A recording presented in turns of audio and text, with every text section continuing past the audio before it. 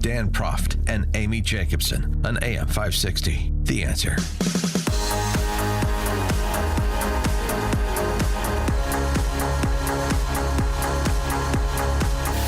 Top of the morning, Dan and Amy. So arguably the line of the night, because the issue was perhaps the most impactful in last year's election. The line of the night from President, again, Trump, was on border security. The media and our friends in the Democrat Party kept saying we needed new legislation. We must have legislation to secure the border. But it turned out that all we really needed was a new president. And boom goes the dynamite. Boom goes the dynamite. There it was. Yeah, and by the way, that's not me saying it, perhaps the most impactful. That's none other than David Leonhardt, opinion section boss over at the Gray Lady.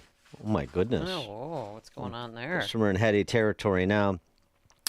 We had 8 million immigrants come into the country. Appears about 5 million of them entered illegally, a vastly faster pace than under Trump or Obama. Almost immediately, immigration surged. It was never what most American voters wanted, and it was particularly not what lower-income voters across races wanted.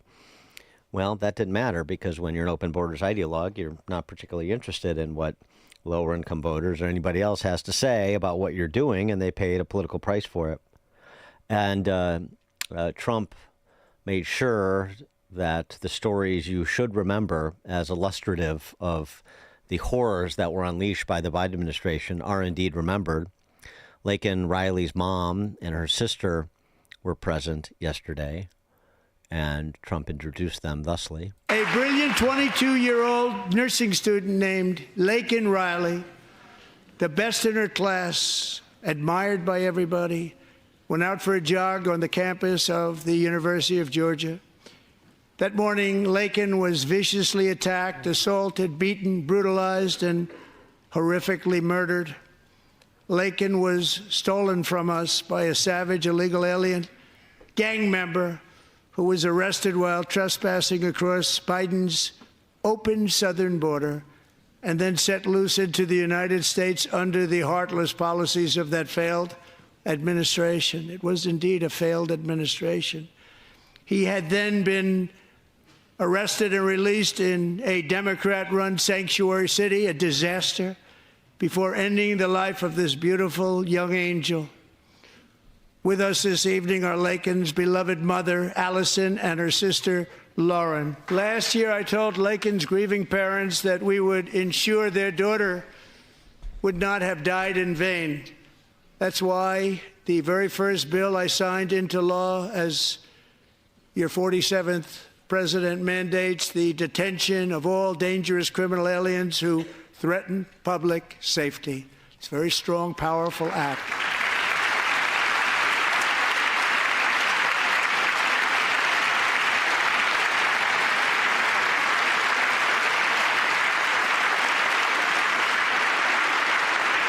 It's called the Laken Riley Act. So Allison and Lauren, America will never, ever forget our beautiful Laken Hope Riley.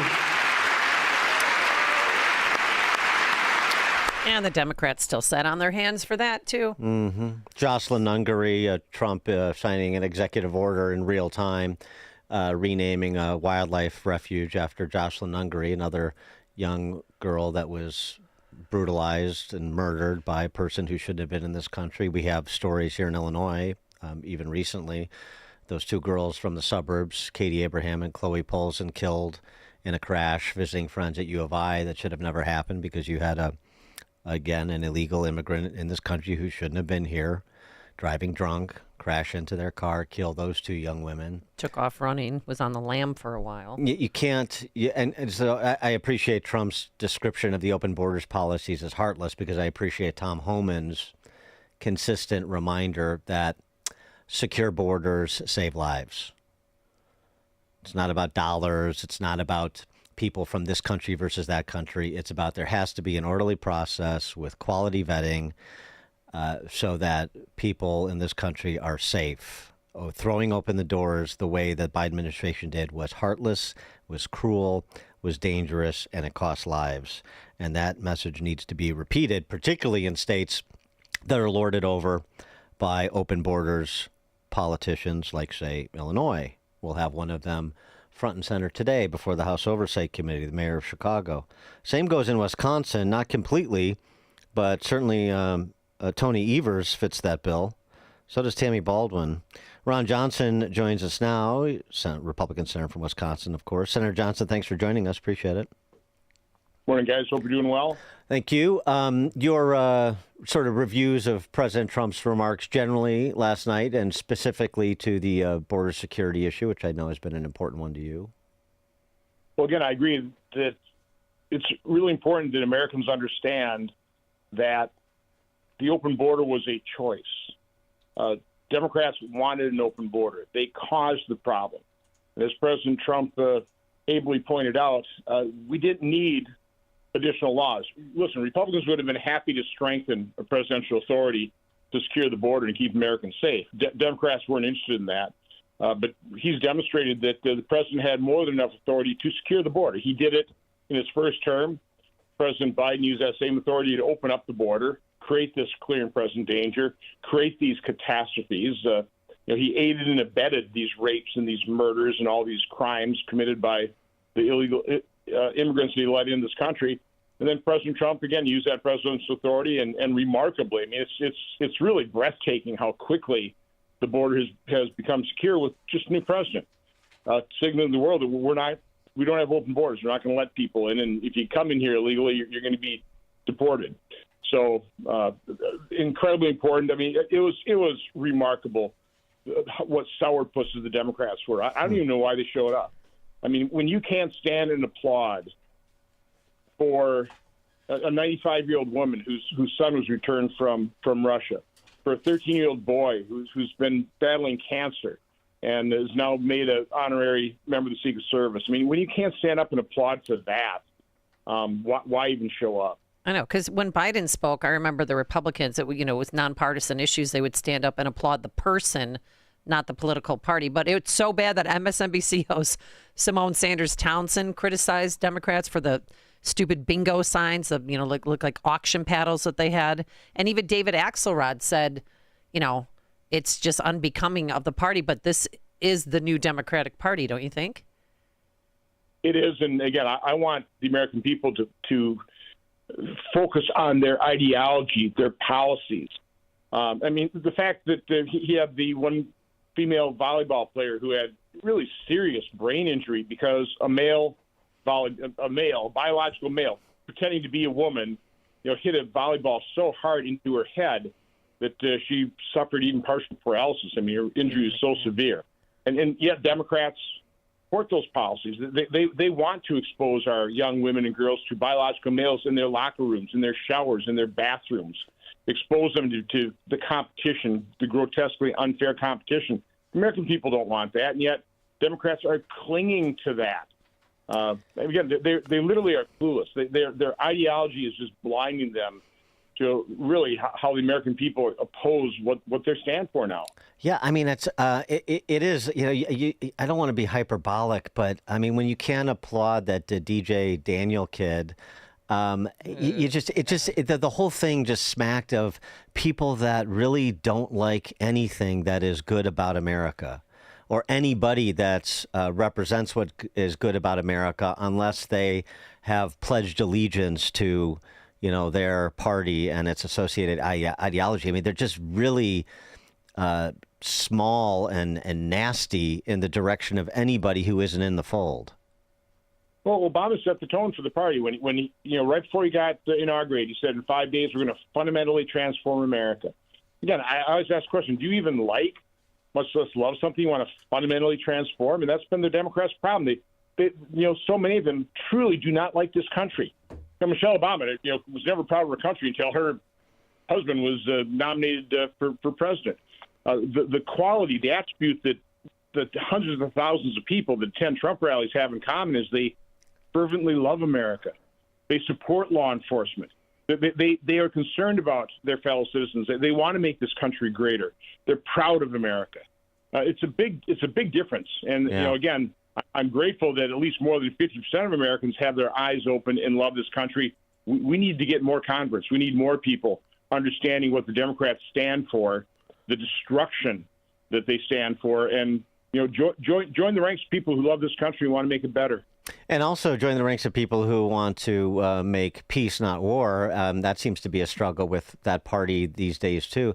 What is your take now that Zelensky posted yesterday in advance of Trump's speech that, he wants peace. Peace is possible. Let's get to the business of making peace. I'm ready to, engage. He really, without formally saying it, walking back what happened on Friday and then some of what he said subsequent to Friday. Should Trump now move to lift essentially the arms embargo to restore some military aid? Should he engage? Should he get Zelensky back to the White House to sign that mineral agreement and move forward from there? What's your advice and counsel? Well, what happened on Friday was just unfortunate, and the only person who benefited from that was Putin. So my guess is Trump will very graciously accept Zelensky's turn here, his semi-apology, his now commitment to peace. By the way, what Trump is trying to do here, I think, is quite brilliant. You're not going to have both sides just set aside their hatred. I mean, there's just too many war crimes, too much death, too much destruction. But what you can do is you can focus on what benefits all parties. Economic agreements. A lot of these rare earth minerals are on the Russian side. My guess is Trump will try and do an agreement with both Russia and Ukraine for everybody's benefit, a win-win-win situation. That's how a business guy thinks. That's how Trump thinks. Let's do a deal. You don't have to love the guy that you're doing a deal with, but you can love peace. You can do everything you can to end a war, stop the bloodshed, stop the destruction. You can't end the hate, but you can at least have them, not express it by killing each other. So, no, I've been saying for a couple of years, I mean, this war has to end. I'm not going to like the end settlement. Nobody's going to like it. But every day that goes by where more killing, more destruction occurs, the settlement gets worse and worse because more people have died. So end the war, try and come up with something that's going to put people on a path to prevent war years and decades in the future. I've been arguing that one of the things that Trump has done, with a lot of help, is he's moved the Overton window with respect to the cultural Marxism advanced by the identitarian left. So the a pushback on DEI, the ending of boys playing girls' sports, the declaration that wokeness is no more in America yesterday. Of course, that's not true, and you know that as well as we do because you have a governor who just redefined women in Wisconsin to be inseminated persons. So, the fight is still a pitched battle when it comes to what's going on, even at the state and local level, including in Wisconsin, isn't it? Well, I think the November election was kind of the emperor has no clothes moment, where you have all the Democrats, signing up to this just radical and crazy and insane ideology of, again, men and women's sports and mutilating children on the altar of transgenderism and all that stuff that America by and large rejects. And because the legacy and the corporate media carry the water for the Democrats, have been normalizing all this crazy ideology and behavior. It really, the November election was just sort of a wake up moment going, hey, the emperor has no clothes. The American people reject that. And again, Donald Trump has led the charge on that. He's unabashedly common sense. It's just like he's willing to say it. I mean, other people have been afraid to say it because they know they'll be attacked by the legacy media. Donald Trump is completely unafraid, and he's that kid that just pointed out, hey, this is why isn't there more pushback? I mean, I can't imagine any mom in Wisconsin wanting to be called an inseminated person. How insulting. Well, there is pushback. And again, the reason there's not more of it is because the Democrats, the radical leftists, have the legacy and corporate media on their side. And so people are coming out of their shell now. They're realizing we can push back without being destroyed. We're not going to be ridiculed in the media. We're not going to be ridiculed by our neighbors. I mean, like everybody's thinking the same thing. They're all seeing that the emperor is naked. Mm-hmm. And so now we can say it. So again, it really is that moment, and it's refreshing. I could not be more pleased with how bold, how decisive President Trump has been enacting his campaign promises, and the American people supporting it. Not all of them, not enough of them, quite honestly. These elections are still way too close. But if we succeed, if we govern and we honor those promises, hopefully we'll get more and more people on our side, and we can just defeat this radical leftism for good. Well, I mean, speaking of this stuff and at the local level, in Wisconsin, you have an important state Supreme Court race again. Had one in 2023 that Republicans lost. That turns out to be a problem. And if Susan Crawford beats the former Wisconsin Attorney General in April 1st, cheeseheads go to the polls. Brad Schimmel, the Republican candidate for state Supreme Court. Then you're in jeopardy of problems at both the local and state level because you could get some Republican congressional seats gerrymandered into not such Republican seats. And with the slim majority in the House, this turns out to be a big deal. What sort of engagement do you have and handle do you have on what's going on at the state level in Wisconsin with this particular race and Wisconsin's tolerance for the antics of Tony Evers and the Democrats generally? Well, I'm doing everything I can to get support for Brad Schimmel. So anybody listening here, donate. Trying to get all the national groups understanding this has national implications. As you said, this could cost us the majority in the U.S. House of Representatives because they will redistrict, and we may lose a couple House seats.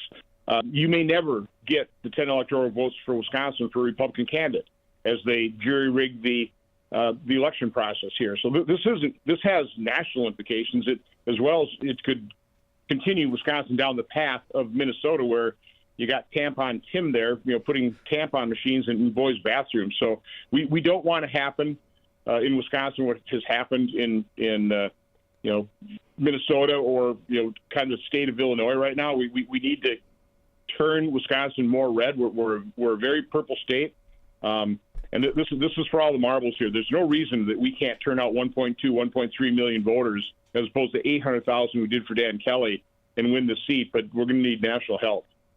Ron Johnson, Republican senator from Wisconsin. We'll be talking more about that Wisconsin Supreme Court race, state Supreme Court race in the coming days and weeks ahead of that April 1st election. Senator Johnson, thanks for joining us again. Appreciate it.